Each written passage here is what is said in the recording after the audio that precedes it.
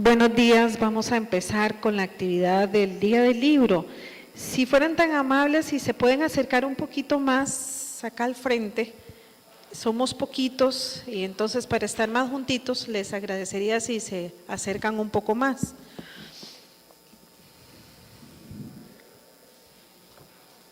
Y les pedimos a los expositores que nos acompañen en la mesa principal.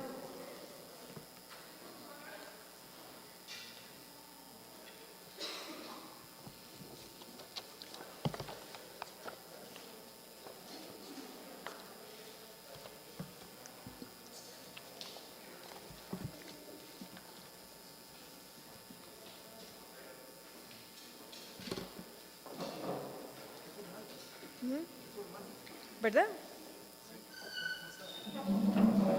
Formal la mesa, pero va a ser más informal la conversación.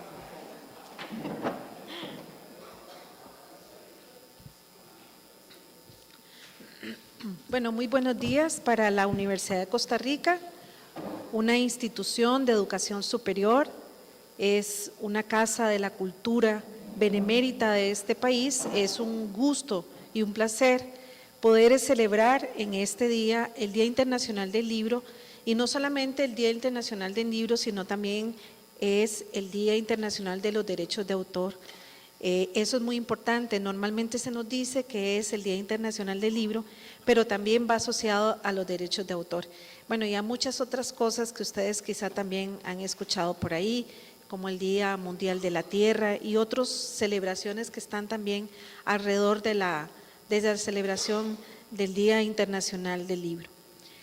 Para la Escuela de Bibliotecología es una fecha importante, significativa, no solo porque significa que el libro es la base y el fundamento del estudio de nuestra disciplina, sino también que de esta celebración, o más bien del libro, se han derivado tantas experiencias, tantos conocimientos, tantos acontecimientos a nivel nacional, regional y mundial.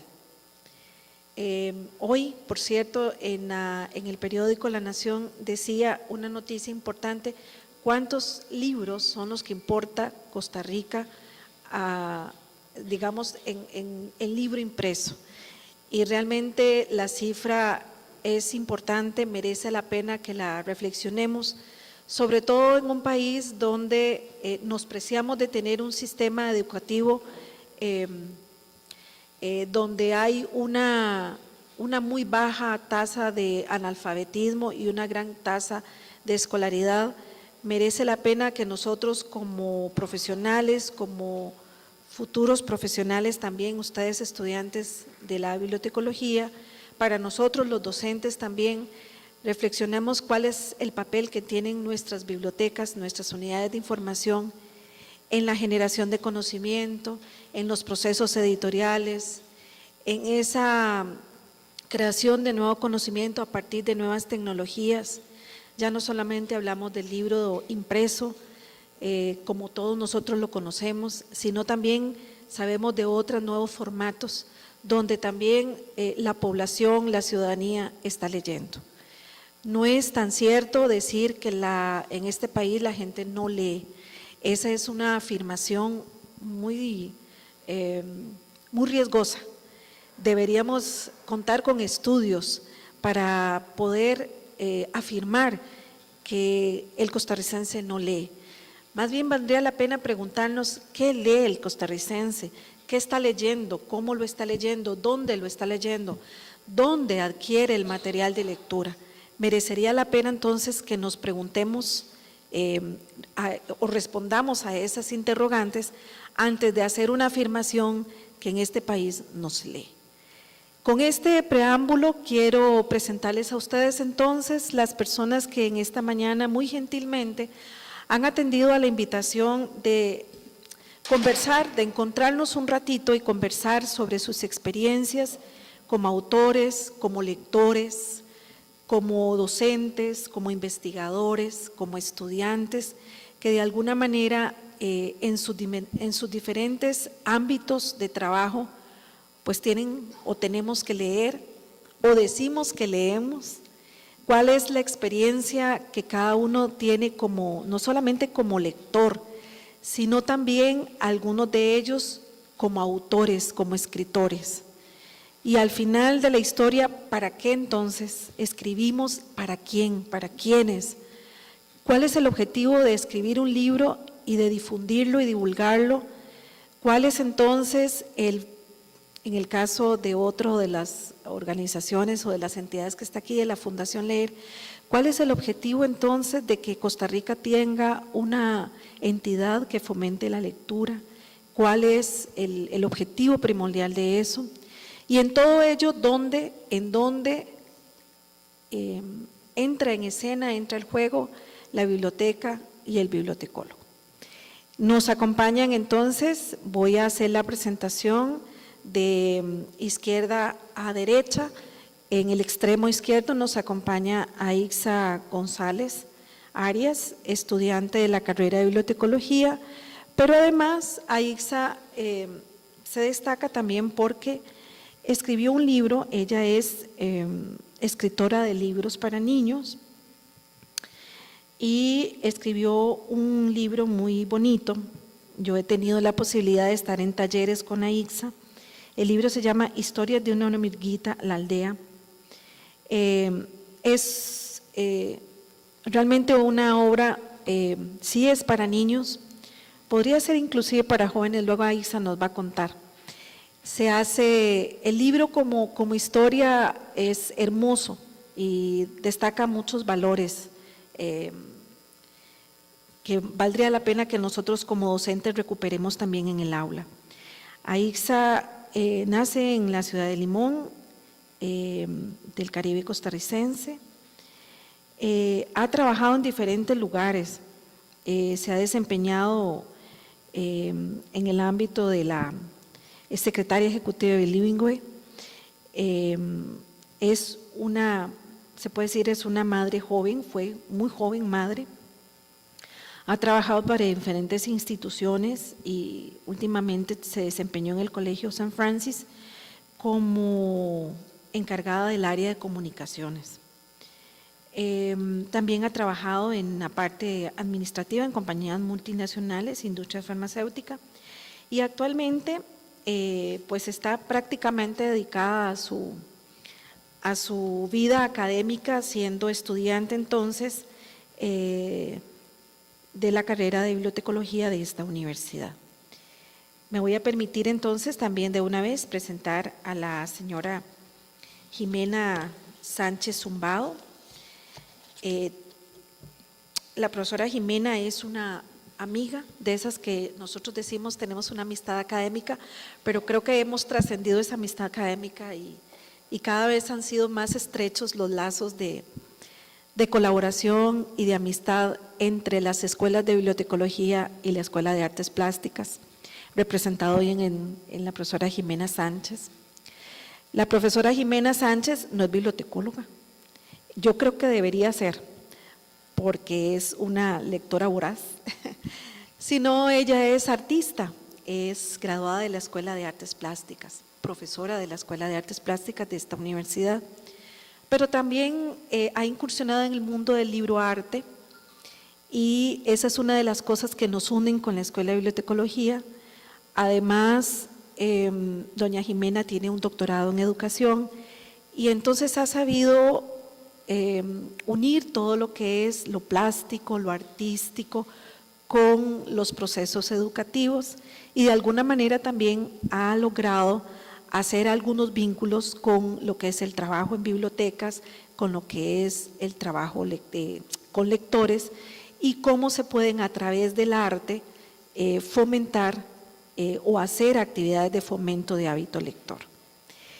Me voy también a permitir presentarles al profesor Ricardo Chinchilla, el único varón de esta mesa. Don Ricardo Chinchilla es profesor de la Universidad de Costa Rica, de la Escuela de Bibliotecología y Ciencias de la Información, fue exdirector de nuestra escuela y actualmente es el vicedecano de la Facultad de Educación. Don Ricardo Chinchilla tiene una amplia experiencia en el ámbito de la gestión editorial Es el director de la revista Población y Salud del Centro de Población de esta universidad y también es el director de la revista de Ciencias de la Información. Ambas revistas son electrónicas. Don Ricardo Chinchilla es bibliotecólogo también de profesión y además tiene una maestría en computación por el Instituto Tecnológico de Costa Rica. Don Ricardo ha escrito varias publicaciones precisamente relacionadas con el tema de la gestión editorial y su ámbito de especialización es lo relativo a las bases de datos y las redes. Así es que si alguno de ustedes en algún momento tiene que llevar esos cursos, pues aquí está el profesor de esos cursos. Además, don Ricardo no solo es informático, no solo es bibliotecólogo, fíjense que también incursionó en el ámbito de las letras y desde hacía mucho tiempo él venía escribiendo relatos, cuentos, historias y es muy interesante ahora cuando don Ricardo les hable de su obra porque son vivencias, experiencias, anécdotas de su vida más chico, más joven, particularmente con su padre que establece un vínculo muy afectivo, muy especial y sale esta obra que en esta mañana don Ricardo nos va a presentar que es A la luz de una candela. Y finalmente voy a permitirme presentarles a ustedes a la profesora Erika Calderón Rojas, quien es profesora de la Universidad Nacional, cursó Filología Española en la Universidad de Costa Rica y tiene una maestría en Literatura Universitaria por esta universidad. Ha sido profesora también en otras universidades, como en el Instituto Tecnológico, como en la Universidad de Costa Rica, actualmente en la Universidad Nacional, particularmente en la Escuela de Ciencias del Lenguaje y en el Centro de Estudios Generales de la Universidad Nacional. La profesora Erika Calderón ha publicado varios artículos precisamente relacionados con el tema de la literatura, algunos enfocados hacia el feminismo, otros en cuanto a temas de poesía, particularmente se ha centrado en aspectos del feminismo dentro del tema de la literatura. También ha colaborado en revisión filológica de diversas revistas a nivel nacional e internacional y una de las cosas por las cuales doña Erika está esta mañana aquí es porque ella también es parte de esa iniciativa tan interesante y loable que ha establecido la Fundación Leer, quien una de las personas que ustedes conocen, colega nuestra, doña Hazel Hernández Astorga, no pudo estar con nosotros en esta mañana porque tuvo que atender una invitación en Colombia a propósito de la celebración del Día del Libro y está presentando en este momento, o no sé si será mañana, toda la experiencia de haber creado la Fundación Leer y lo que la Fundación Leer persigue en nuestro país. La profesora Erika Calderón es también una colaboradora activa de la Fundación Leer y también se ha destacado en la investigación, en la acción social, en temas de género, feminismo y literatura. Y actualmente doña Erika cursa el doctorado en estudios de la sociedad y la cultura de la Universidad de Costa Rica. Entonces, así hemos tenido el gusto de conocer algunos rasgos académicos y personales de las personas que en esta mañana van a compartir sus experiencias. Me gustaría iniciar entonces, así como hice la presentación, iniciaríamos entonces con la participación de la estudiante Aixa González.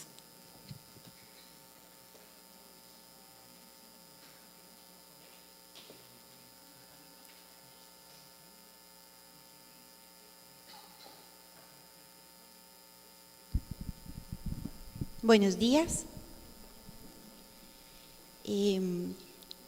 Como les contaba la profesora Magda un poquito, esta es mi obra publicada, se llama Historias de una hormiguita. con un subtítulo que dice La aldea. ¿Por qué la aldea? Porque esta contiene 7 historias y hay más en camino. Entonces, es una pequeña edición.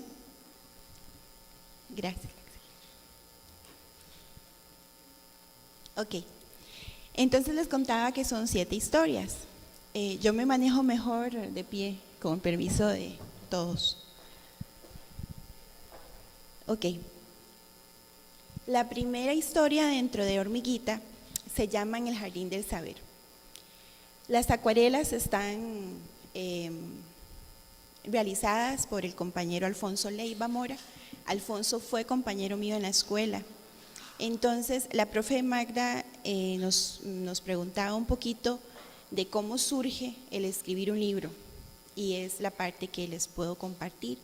Yo en particular nunca pensé que iba a escribir un libro, sino que esto nace como parte de un ejercicio personal con acompañamiento espiritual, en el cual el misionero del Espíritu Santo, Padre Fernando Artegas, me invita a escribir una historia tomando como base una vivencia muy dolorosa de mi primera infancia.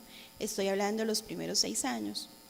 Y de ahí me obliga a escribir y transformar esos colores grises en tonos más alegres. Entonces, Historias de una hormiguita nace como un ejercicio de autorreparación personal y espiritual. Y ahí van saliendo las 7 historias a lo largo de un proceso de 2 años, entre el 2007 y el 2008. Eso es para contarles cómo surge. Que sí traía esa vena de escritora, sí. Como les digo a los chicos cuando voy a los centros educativos, leía mucho, escribía mucho, le llevaba a la profesora de español siempre todos mis escritos para que me los corrigiera, y me fascinaba ir a buscar las palabras que no comprendía en el diccionario. Entonces todo eso fue despertando un gran interés en la parte literaria durante mi infancia temprana.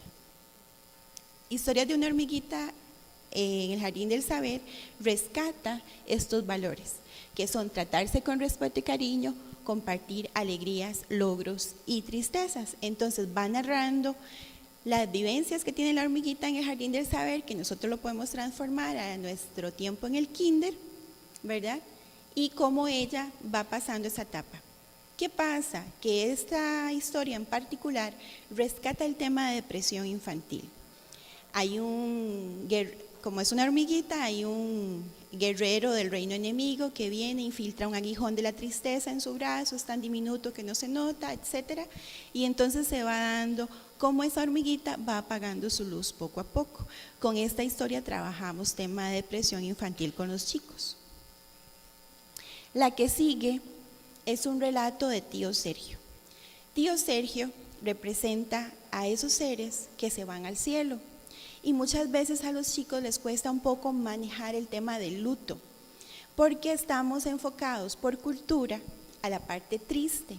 Lo que trato con esta historia es de rescatar justamente que a pesar de que el tío Sergio se va a la colonia celestial, que es lo que plantea la historia, se puede proyectar alrededor todo ese cariño que ella recibió de una persona tan particular y tan influyente. Algunos tenemos padres en nuestra infancia temprana y juventud, otros tenemos figuras significativas. Yo tuve ambas, sin embargo, proyecté en tío Sergio para trabajar con los chicos precisamente que no solamente es papá, mamá, puede ser tío, tía, abuelo, abuela, primo, prima.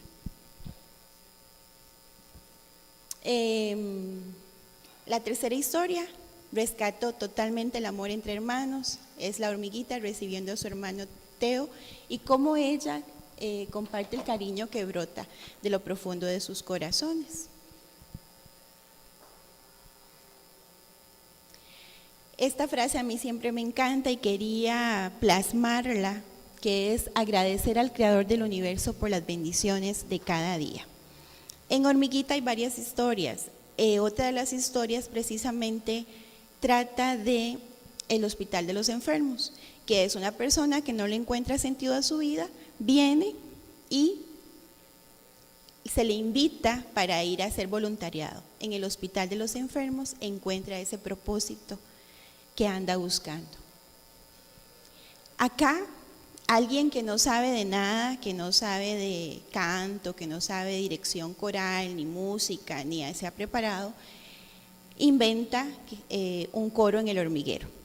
Entonces, ¿qué pasa? Acá dice, si perseveramos lo suficiente y nos mantenemos enfocados en la meta, lo podremos lograr.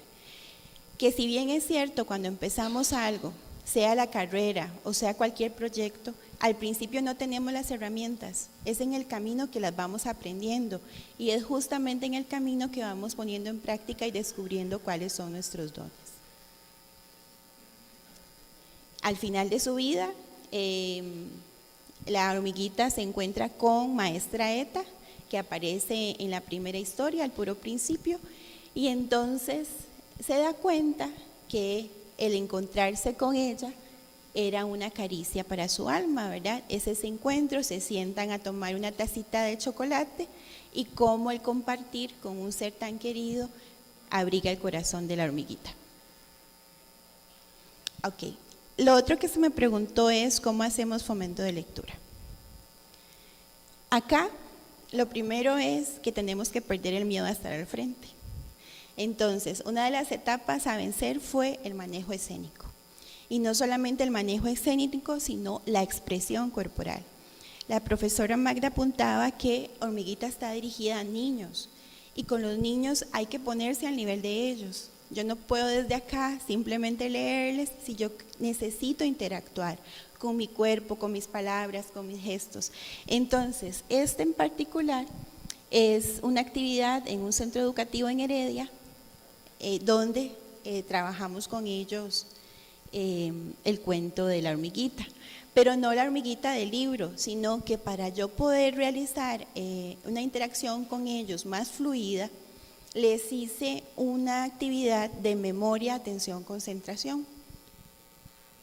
Acá la profesora ahora hablaba de actividades. Acá estoy haciendo un taller de fomento de lectura con duplicación. ¿Duplicación de qué? Justamente de cómo llevamos a los chicos. Acá ellas son bibliotecarias del sector de Alajuela. Básicamente, si ven ahí está la hormiguita. Si ustedes las ven, ellas están imitando unos movimientos. Entonces, ¿qué pasa? Cuando alguien conoce la obra y el trabajo y lo quiere duplicar, yo fascinada y ellas también, entonces son pequeñas granitos de arena que se van multiplicando y que vamos ayudando a esos chicos para que se interesen por la obra, pero más que todo por la lectura. Esta es la Feria del Libro del 2017 y estos que ven acá, algunos de ustedes los conocen, son colegas, compañeros recién graduados de bibliotecología, se graduaron ahorita este año y ellos me acompañaron. Si ustedes los ven, lo que yo les decía de duplicar el trabajo de expresión corporal, están haciendo esta seña. La dinámica que yo les hago, yo les digo, había una vez una hormiguita que conoció a una ardillita. La hormiguita y la ardillita se hicieron amiguitas y ahí sigue la historia. Es lo que ellos están duplicando en este gesto de la foto. Este es un reconocimiento del Ministerio de Cultura por la invitación que me hicieron a trabajar con 300 niños en la feria también, que les comentaba ahora. Ok, los mejores regalos en esta experiencia de recolectar. La hormiguita está escrita para niños, sin duda. Sin embargo, ha pasado lo siguiente. Cuando los niños lo leen, van y se la dan a la mamá o a la tía o a la abuelita. En esta oficina, la señora Flor, que está en la extrema de la fotografía, ella pidió la obra, se dio cuenta por el Facebook, pidió la obra para regalársela a la nieta. Cuando yo llego a la oficina a entregarle el libro, le cuenta a las otras compañeras, entonces todas terminan comprando libro para sus hijos o para sus familiares cercanos. Entonces, este es un regalo para mí como escritora. Acá, esta es la parte que a mí más me gusta. Yo soy mamá, la profesora Magda apuntaba ahora, muy joven. Mi hijo mayor, Andrés, tiene 25 años. Francisco Javier tiene 9. Estos son los regalos que a mí me fascinan de estar en esta actividad de promoción de lectura. Esta chiquita acá, de la extrema derecha, es hija de quien fuera compañero mío de trabajo en una de esas tantas compañías multinacionales con las que trabajé. Él fue parte importante en mi vida, y estando yo en la feria, llegó con la chiquita a visitarme. Entonces, son regalos. ¿Por qué? Porque ustedes, una vez que escriben la obra, ya no saben de quién va a ser. La obra se va e incluso traspasa fronteras, porque la hormiguita ha tenido la oportunidad por personas contacto, de viajar a otros países como México, como Inglaterra, como Argentina, como Colombia, Estados Unidos, España, y esos son regalos invaluables, porque usted se da cuenta que ya un hijo literario ya no le pertenece a uno, se va para otro lugar. En el centro estoy en una sesión de entrevistas, y en la otra estoy trabajando en el Centro Educativo Yurusti, que ha sido una institución que me ha abierto las puertas en diferentes ocasiones y que me fascina ir a trabajar con los chicos. Estos son mis tesoros, Mr. Ramírez, como le llamo a mi esposo, con mi hijo Francisco Javier, y en la extrema derecha Francisco Javier y Andrés, de quien les acabo de comentar un poquito. En este andar contando cuentos y trabajando dinámicas con los chicos, también han habido colegas que nos terminan invitando en diferentes situaciones. Acá estoy compartiendo con otro centro educativo en la que me pidieron participar como jurado. Es una experiencia todavía más maravillosa, porque no es lo mismo llegar y contar cuentos que sentarse a valorarlos. Y esas caritas de asombro, de saber yo lo logré, yo puedo, y después yo gané, ¿verdad? La chiquita que está en la extrema derecha es justamente quien ganó el primer lugar en este concurso.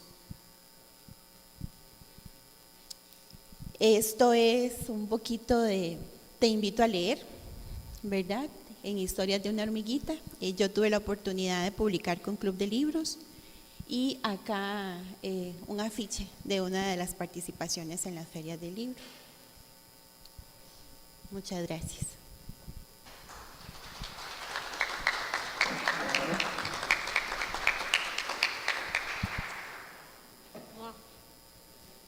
Ok, hay que usar esta cosa, esto no me gusta. Vamos a ver.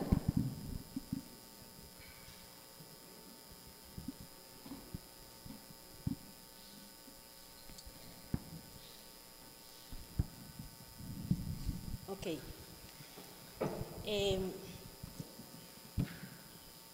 La cercanía con el concepto del libro como libro arte en mí comienza en primer año de la universidad, cuando entro a un curso que se llama Papel hecho a mano.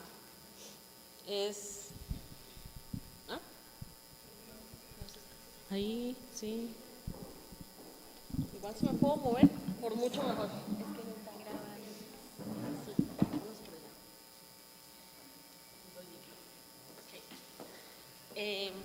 Un curso que se llama Papel hecho a mano, que es súper interesante, tiene ahí una mezcla entre arte y química bastante divertida.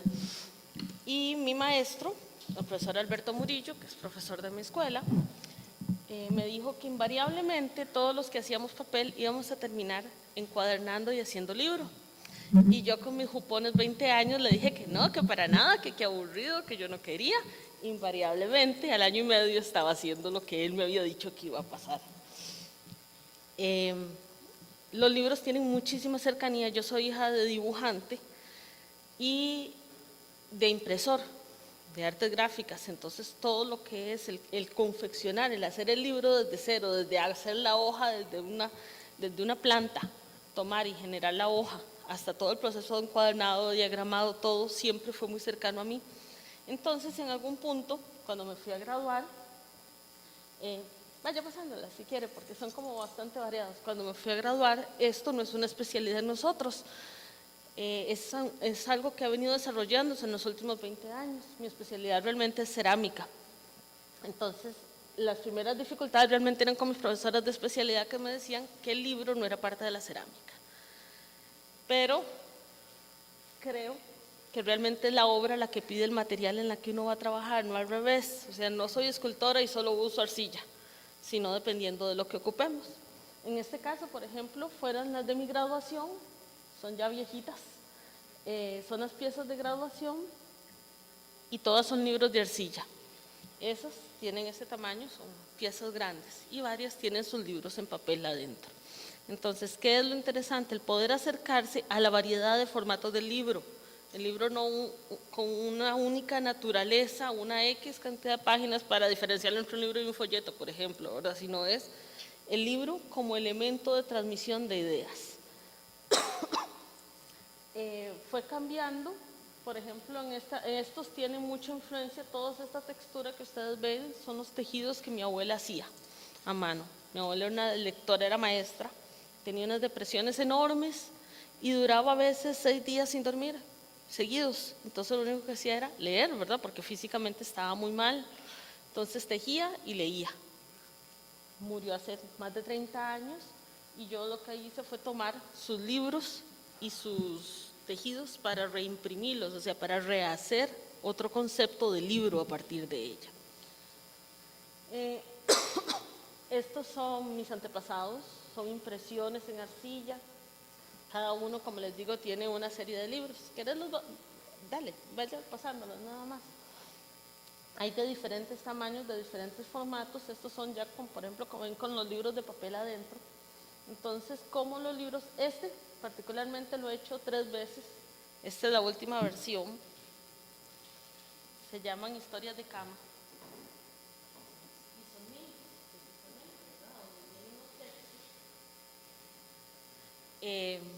Metidos dentro de otro concepto muy interesante del libro, que es el libro como objeto. El objeto que tomo, que encuentro o que busco o que construyo para usarlo como un case, ¿verdad? Como un objeto que contiene otros para transmitirlos. Hay otro que tengo por aquí que va muy como ese estilo porque va muy variando con el tiempo.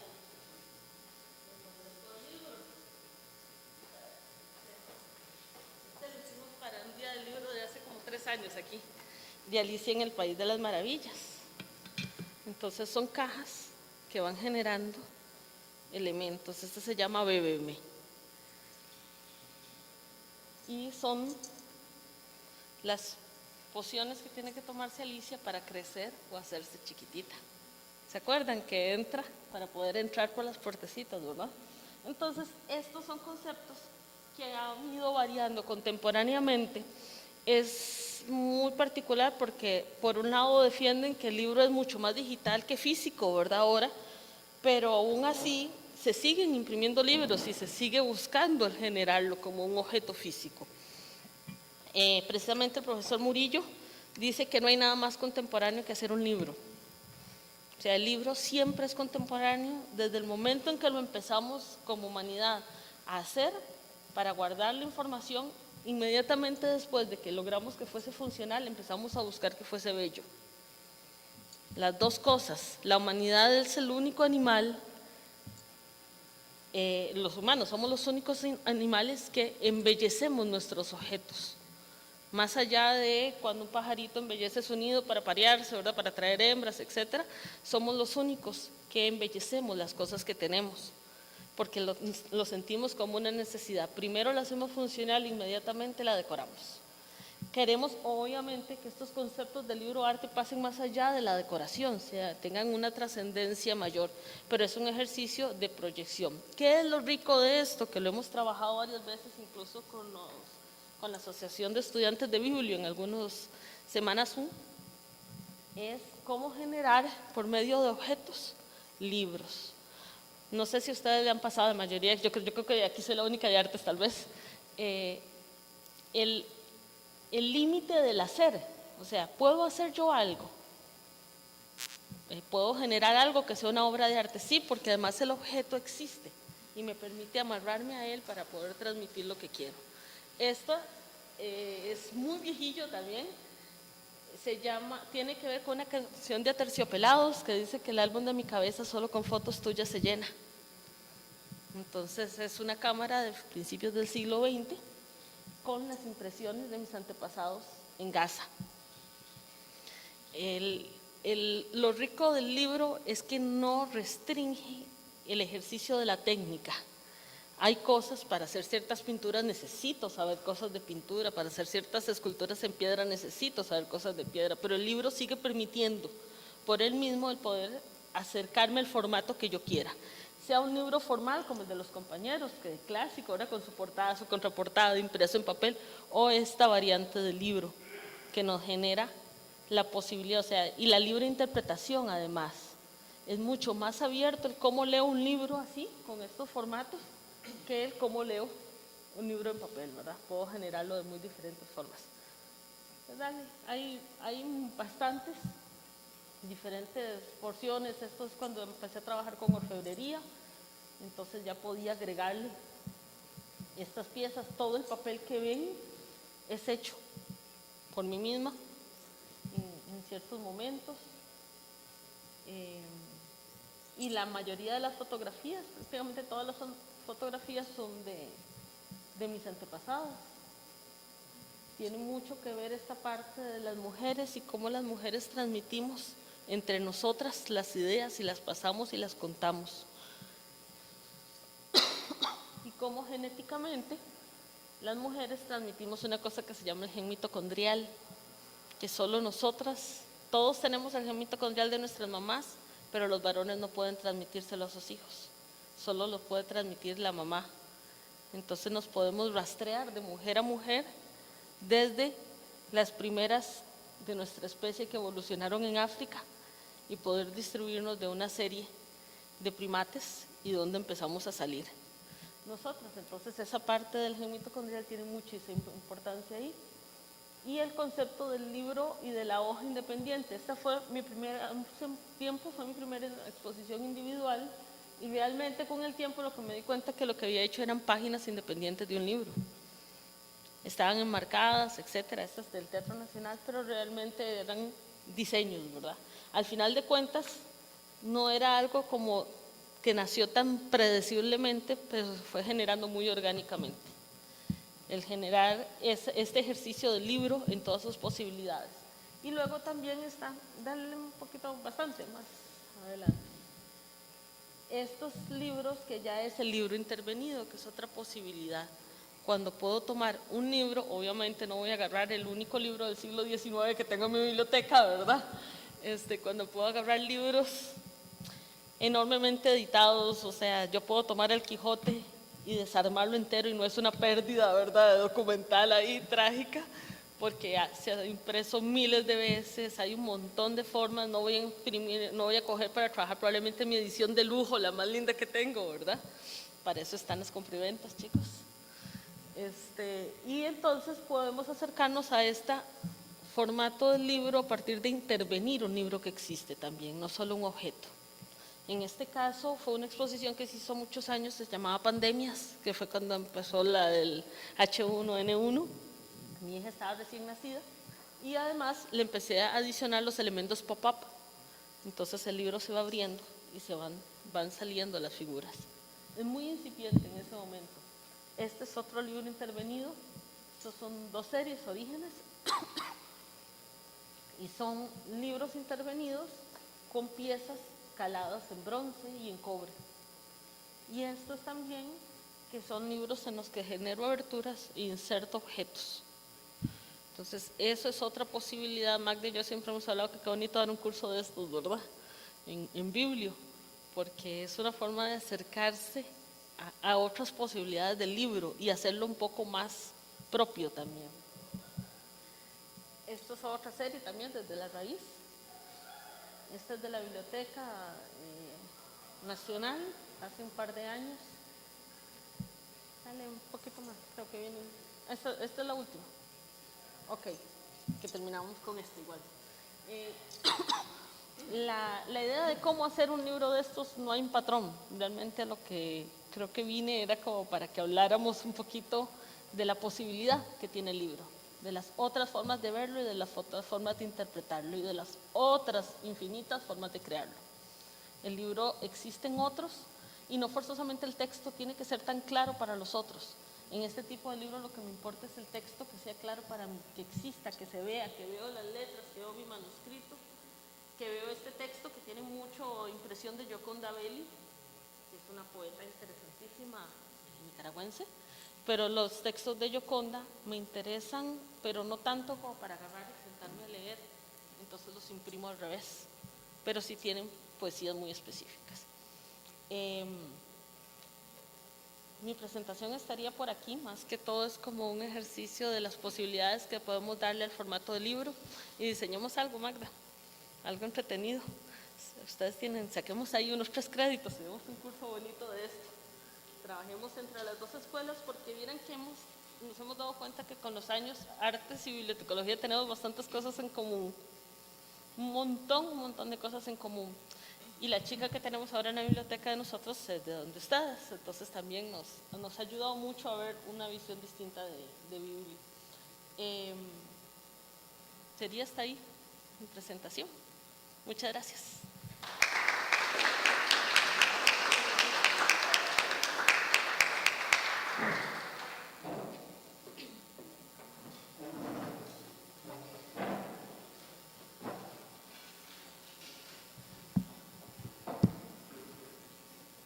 Creo que es más fácil desde acá. Muy buenos días. Bueno, para mí fue una sorpresa que me invitaran a esta actividad interesante sobre cómo se desarrolló esta obra. Curioso porque yo soy del área de las tecnologías, entonces uno dice, ¿qué hace un informático escribiendo un libro de cuentos? Bueno, aquí estoy. Y como lo decía doña Magda, mucho tiene que ver también de la formación que uno ha tenido desde la infancia. Este libro recopila muchas historias, como ha sido desde un inicio la tradición oral, que muchos de los cuentos han surgido de esa manera, por tradición oral que se han pasado de generación en generación, y llega alguien que se le ocurre que, ¿por qué no escribirlos y ver qué pasa? Entonces más o menos por ahí viene la idea. Es curioso y a veces está difícil porque uno está acostumbrado al ejercicio de la escritura académica.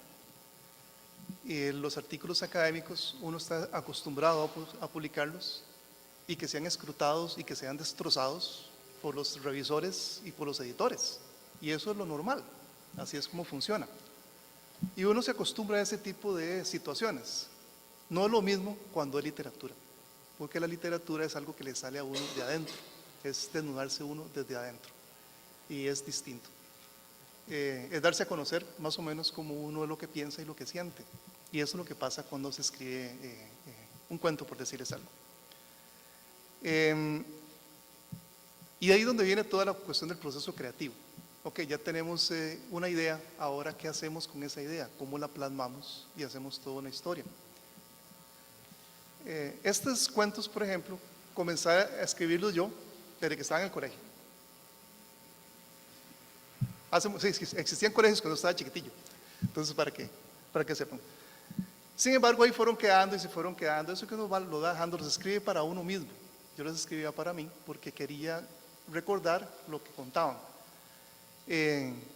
Porque como se llama el libro, dice A la luz de una candela, era precisamente cuando de niño se reunía la familia porque se iba a la luz. Entonces no había televisor, no había radio, no había nada. Entonces, ¿qué hace uno en ese momento?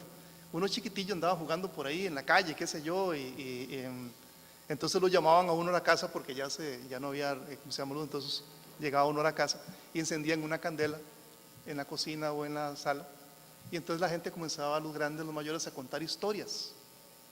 Entonces uno chiquitillo comenzaba a decir, qué interesante esto, ¿verdad? Qué bonito. Y uno con ese miedo, porque muchas eran historias de miedo y toda la cosa.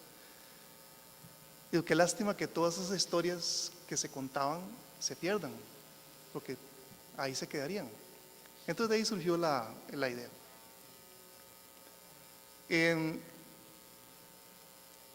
Posteriormente, muchísimos años después,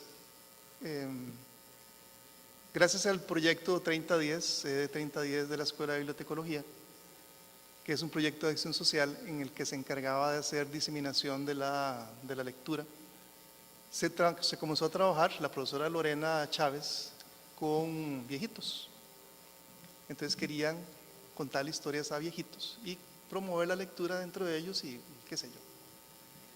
Entonces, conversando con Lorena me decía, es que el público anciano o los ancianos son como los niños. Es un público muy difícil y sumamente exigente.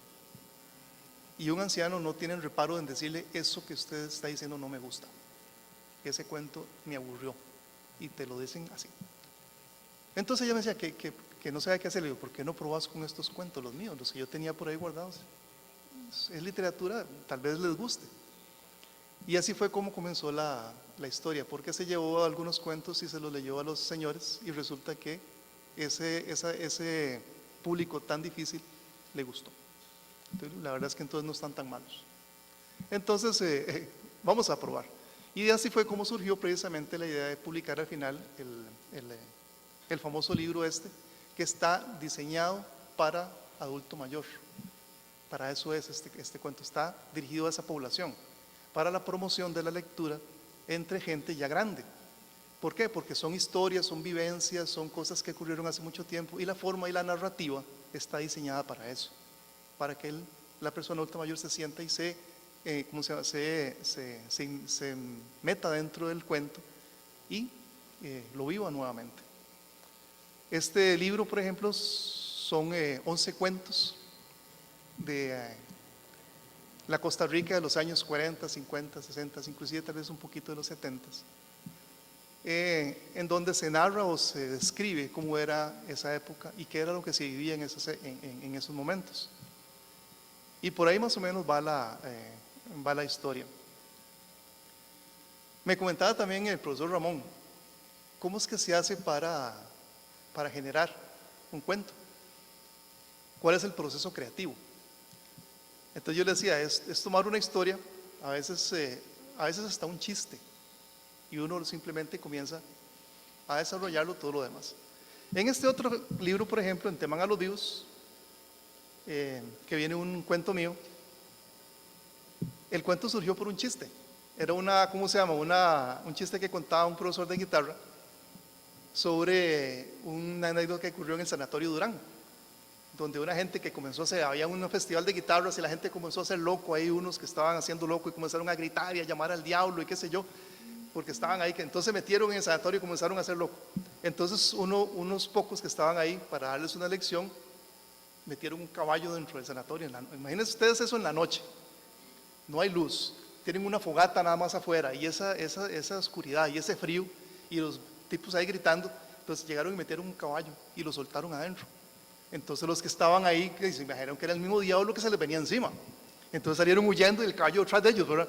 Entonces el cuento trata precisamente de narrar ese pequeño chiste en todo un cuento grande y describir exactamente qué fue lo que ocurrió en ese momento y hacerlo de manera jocosa y un poco creativa para alegrar el asunto.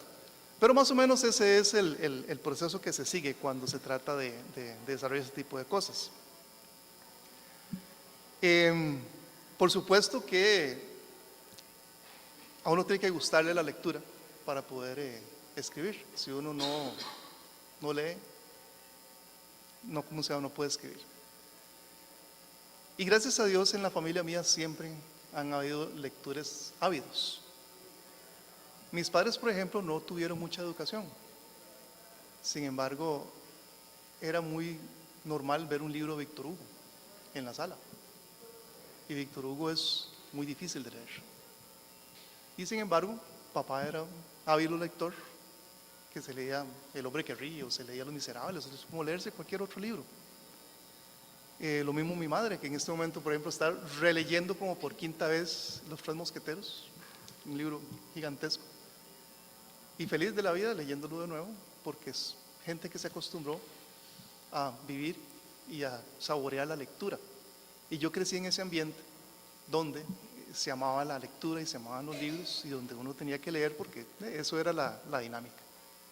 Entonces por ahí más o menos viene también el gusanillo de por qué no intentarlo. Y ya son 3 libros los que llevamos en este momento.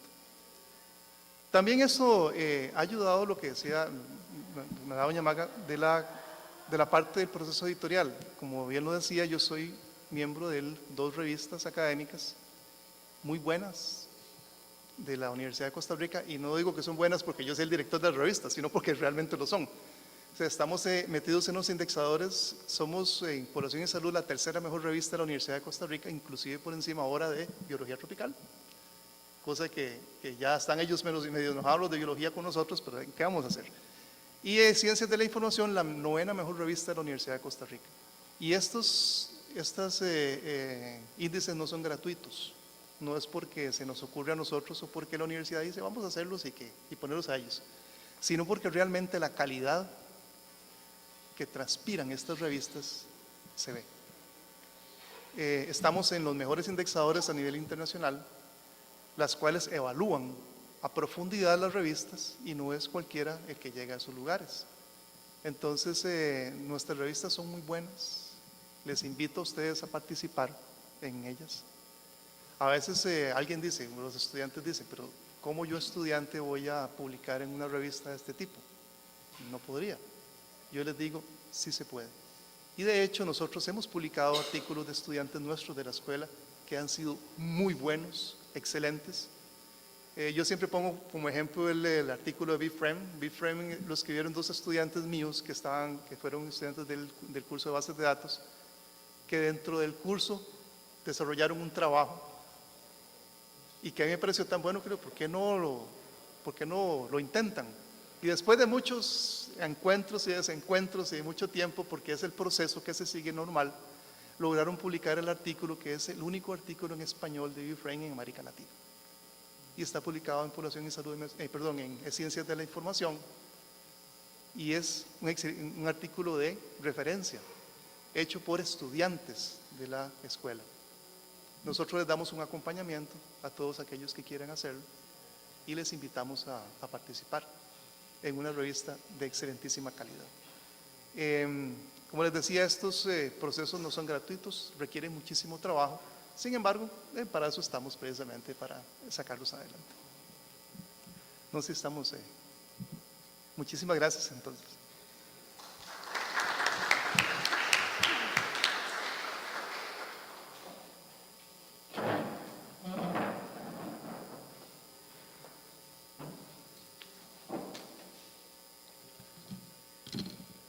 Buenos días. En principio, bueno, agradezco muchísimo a la Escuela de Bibliotecología, a la profesora Magda, por haberme invitado y a ustedes que están acá. Como les dijeron al principio, yo soy filóloga, estudié literatura, vivo de la literatura, pero además hoy estoy representando a la Fundación Leer, IBI Costa Rica, que es una institución sin fines de lucro que se formó en el 2013. Su promotora principal, quien es la directora, Hazel Hernández Astorga, ella fue estudiante de bibliotecología y pues hemos sido como amigas y colegas durante bastante tiempo, hemos trabajado en varios proyectos juntas y pues hoy vengo a conversarles un poco sobre este proyecto.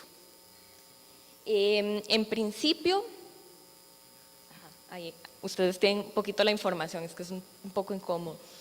Bueno, esta es una organización, como les digo, sin fines de lucro. La idea es hacer comunidades lectoras a través de personas que tienen una capacitación y además con actividades lúdicas. La idea de la Fundación Leer y en general de IBI Costa Rica es el trabajo con textos para población infantil y juvenil.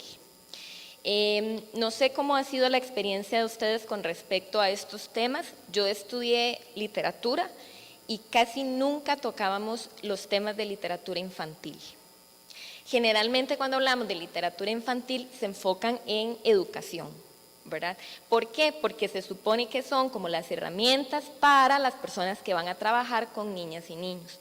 Y muchas veces, dependiendo del área o del enfoque de la literatura donde se ubiquen, se ha llegado a creer que la literatura infantil y juvenil es algo un poco ligero o meramente metodológico, con lo cual los estudiosos de la literatura y la Fundación Leer estamos completamente en desacuerdo. Sabemos que la literatura infantil y juvenil a nivel mundial es uno de los métodos más importantes para la difusión del pensamiento crítico, para el cambio social que estamos necesitando actualmente. Entonces, la idea es hacer un proceso de participación entre las personas especialistas en el área de la literatura y las actividades lúdicas con el público infantil y juvenil para que creemos comunidades lectoras y propiciar el fomento a la lectura. Como decía la profesora Magda, no es cierto que en Costa Rica no se lea. Lo que pasa es que nos han hecho pensar que leer es un hábito. Más que leer es una forma de conocimiento, es una forma de diversión, es una forma de encuentro consigo mismo y con la ideología. Por lo tanto, entonces, ese es el trabajo que la Fundación Leer ha hecho en varios de sus proyectos. Voy a mostrarles algunos de los más importantes que hemos tenido hasta el momento.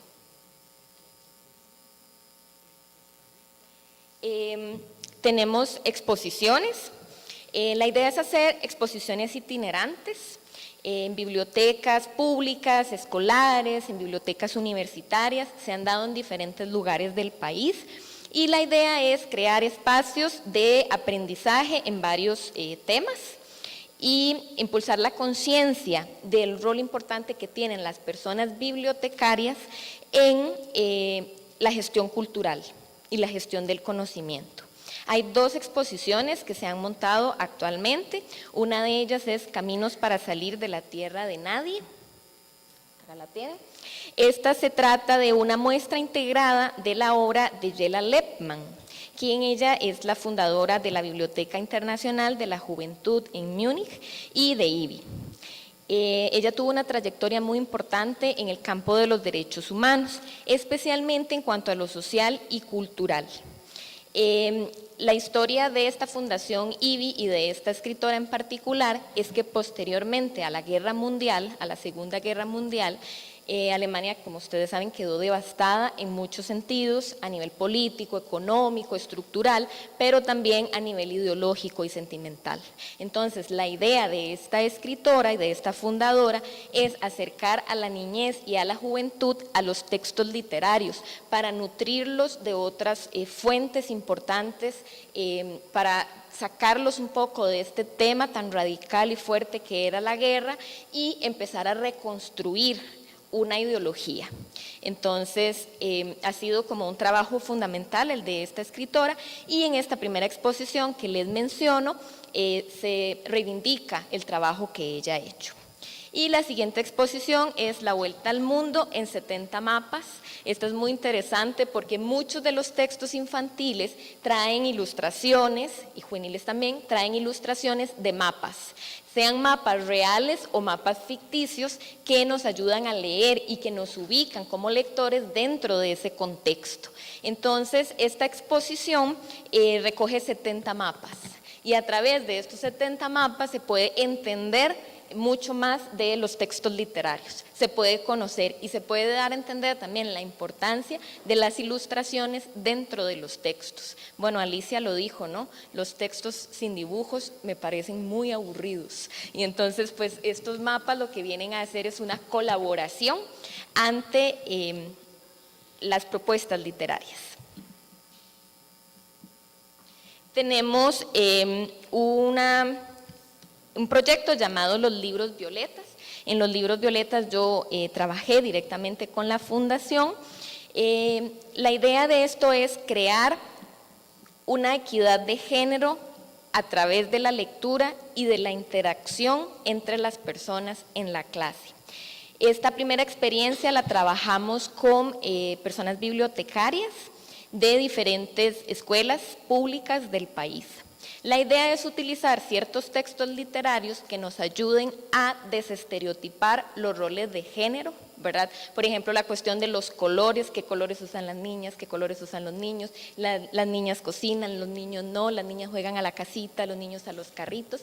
Entonces, la idea de este proyecto es desestructurar a través de la ideología y a través de la literatura todos esos patrones con los que todas y todos prácticamente hemos crecido y así incentivar pues una sociedad mucho más equitativa.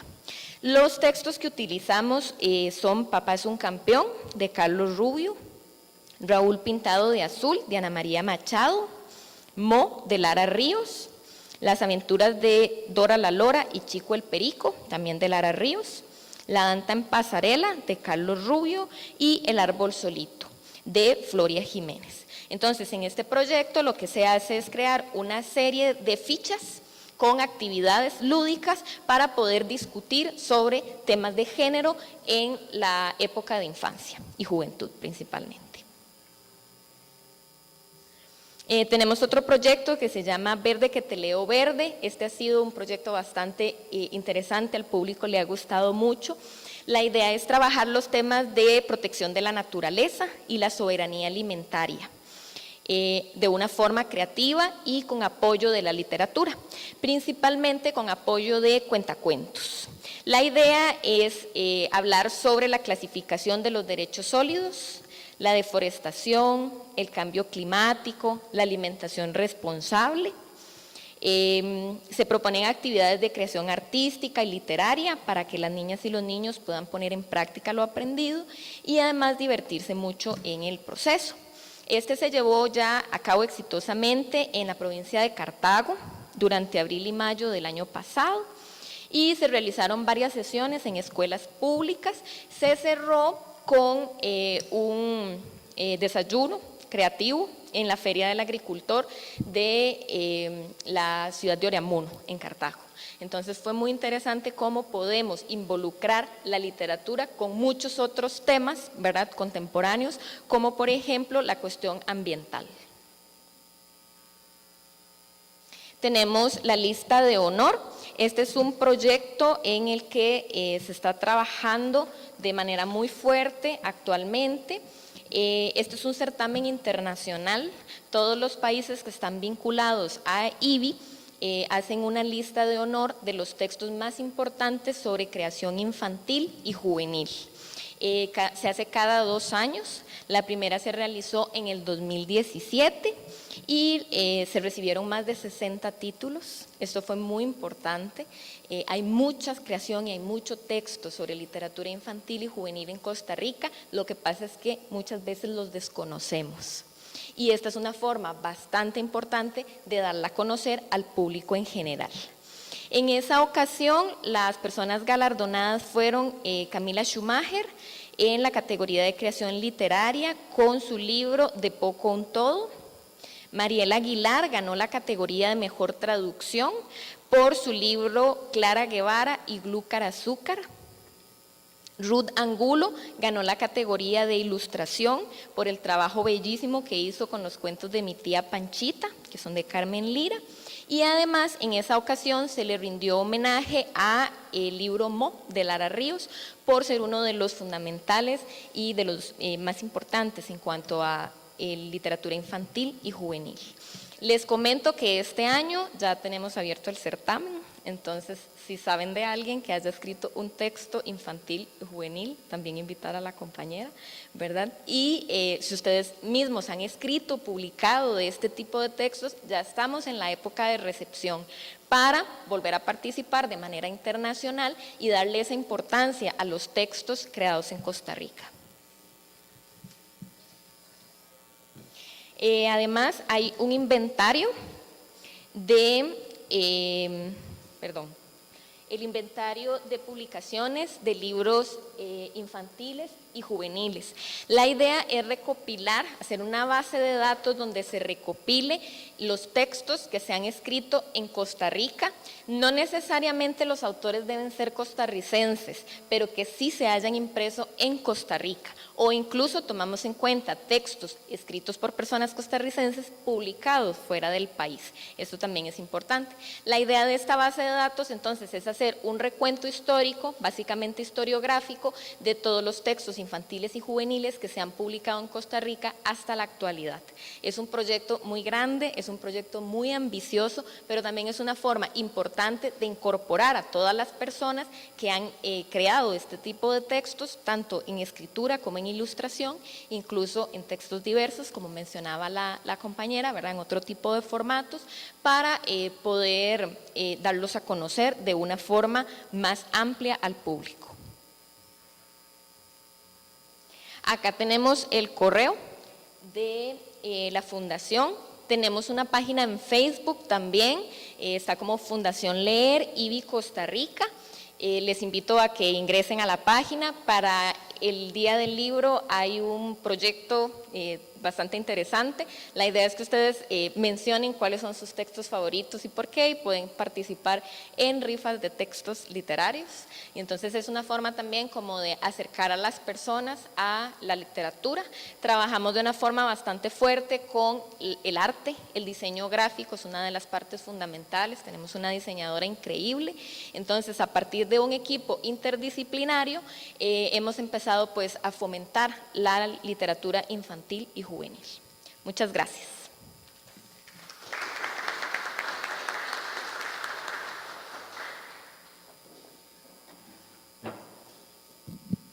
Bueno, pues lástima que se nos ha ido el público y nos hubiera gustado pues haber tenido una mayor interacción, pero comentarles muy brevemente que la Escuela de Bibliotecología, de diversos cursos del plan de estudios, también fomentamos una serie de prácticas o de actividades de fomento de la lectura. Don Ricardo mencionó a la profesora Lorena Chávez, que es una de las compañeras que más ha incursionado en el tema del fomento de hábito lector. De hecho, hoy está participando de una actividad en la Biblioteca Pública de Atillo, que tiene un TCU, un trabajo comunal universitario, donde básicamente las actividades se centran en el fomento de la lectura, trabajando desde madres en gestación, con niños, con adultos mayores, y este es un proyecto, un trabajo comunal y universitario que realmente nos ha dado muchos frutos, muchos buenos resultados y mucha proyección social, que es otra de las cosas interesantes de las unidades de información, particularmente las bibliotecas públicas, que tienen una gran vocación hacia el trabajo con las comunidades. Decirles que desde otros frentes, por ejemplo, en los cursos de bibliografología, aquí tenemos al profesor Rolando Herrera, con su proyecto de liberación de libros. Esa liberación de libros que ustedes ven ahí afuera no es de nosotros, no es organizada directamente por la escuela, son estudiantes de bibliotecología, pero ese es un proyecto más de la biblioteca de la facultad y tendremos nuestra liberación de libros en el mes de mayo. Esperamos que sea muy nutrida esa participación, ese donativo de libros, que se enmarca dentro de un proyecto que inició la escuela hace unos años atrás, que es una campaña que nosotros lanzamos, que es leer lo nuestro, leer lo que nosotros producimos. Y esto tiene un alcance interesante, porque ya vemos que hay mucha gente que escribe, ya lo comentó Erika, nos sorprendemos de la capacidad creadora, de la capacidad que tiene la gente de escribir o la necesidad también que hay ahí latente, y creo que también la campaña era un poco en la línea que nosotros también, aquí muchos profesores escriben, muchos profesores producen, y muchas veces pues nosotros tendemos a valorar o a leer o a comprar lo extranjero, lo de otros autores, los clásicos de otros países, y también nos olvidamos que aquí en nuestro país hay gente con mucho talento, con mucha creatividad, gente que sí, pues tiene mucho que contar, mucho que mostrar, y creo que esa campaña llamaba un poco la atención en ese sentido,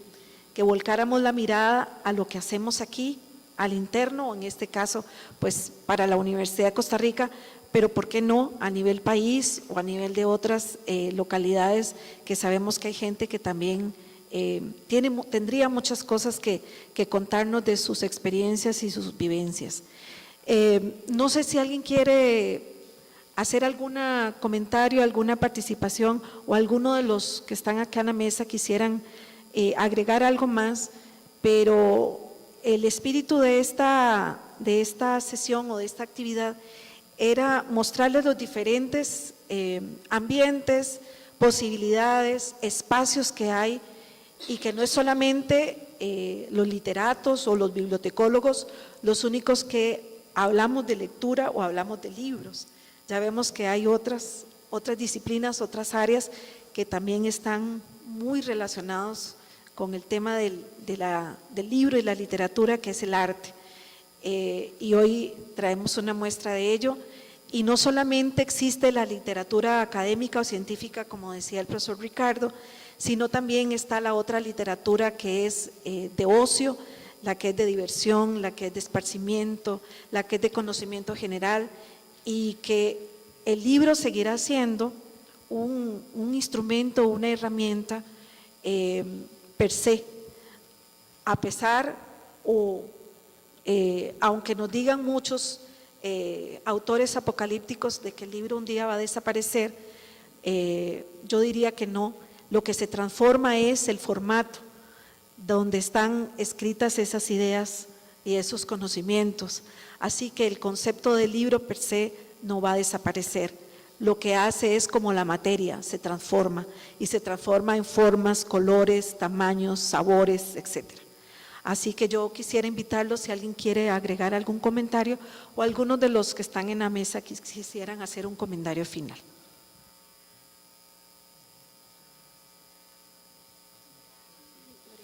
Sí, adelante, Erika. Gracias. Lo último que quisiera decirles es que muchas veces cuando pensamos en la literatura y las personas que trabajan vinculadas con la literatura, pensamos siempre en espacios cerrados, ¿verdad? Pensamos solo en espacios académicos. Y lo que hemos aprendido a través de la Fundación Leer es que la literatura no tiene que quedarse en espacios cerrados, sino que tiene que llevarse a todos los espacios. La forma en que podemos realmente hacer que las personas entiendan la literatura como una forma de diversión y de conocimiento es llevarla a diferentes lugares y buscar diferentes alternativas para poder acercarla. ¿Qué sucede entonces? Que la literatura no es meramente algo académico, sino que también es un proyecto social. Esa es como la gran importancia que tiene que haber detrás del estudio de la literatura. ¿Por qué los estudiamos? ¿Por qué los catalogamos? ¿Por qué los producimos en un formato tradicional o en formatos diferentes? Para que las personas se acerquen a ellos, para que tengamos un contacto real entre lo escrito o lo producido y el resto de la sociedad. Entonces eso pues me parece bastante importante. Y por último nada más les invito, ya les dije lo de la página de Facebook, pero si alguien quisiera colaborar con la Fundación Leer, también es un espacio abierto para que se unan a nosotros. Gracias. Con estas palabras cerramos esta actividad, no sin antes agradecerle a las personas que muy gentilmente estuvieron en esta mesa, invitarlos a la actividad que tenemos el jueves en este mismo auditorio a las 10 de la mañana con la participación de la Imprenta Nacional. Ustedes van a tener la posibilidad de ver cómo se hacía la impresión de la Gaceta Oficial, del diario oficial La Gaceta, en formato tradicional, y además tendremos el gusto de ver cómo se hace la edición de un audiolibro. La Imprenta Nacional, como ustedes sabrán, ya hace un tiempo dejó de imprimir, dejó de hacerse en formato impreso. Hoy la imprenta es en formato digital. No obstante, ellos todavía tienen toda esa herramienta, toda esa indumentaria, y no queremos perder ese legado que le han dejado a este país con la impresión de la Gaceta. Y tendremos entonces aquí la participación de un buen número de funcionarios de la Imprenta Nacional que vienen a mostrar lo que han hecho ellos de lo impreso, cómo han dado el salto a lo digital y particularmente han incursionado en un campo que es la edición de los audiolibros. Y van a ver ustedes, si nos acompañan el jueves, cómo es que ellos han hecho con sus pocos recursos. Ninguno es especialista en nada, simplemente los ha movido una motivación interna de querer mostrarle a la ciudadanía que es posible hacer este tipo de proyectos y que la imprenta nacional no solamente está para imprimir la Gaceta, sino para hacer muchas otras cosas más en beneficio de la cultura y la difusión del conocimiento. Así es que muchísimas gracias a las 4 personas que nos han acompañado de ustedes, al público que también muy gentilmente han atendido a nuestra convocatoria, y invitarlos acá afuera que hay un pequeño refrigerio también para que podamos compartir después del cierre de esta actividad. Muchas gracias y que disfruten un 23 de abril con un libro en sus manos, ojalá, o bien regalándole a alguien un buen libro en este día. Muchas gracias.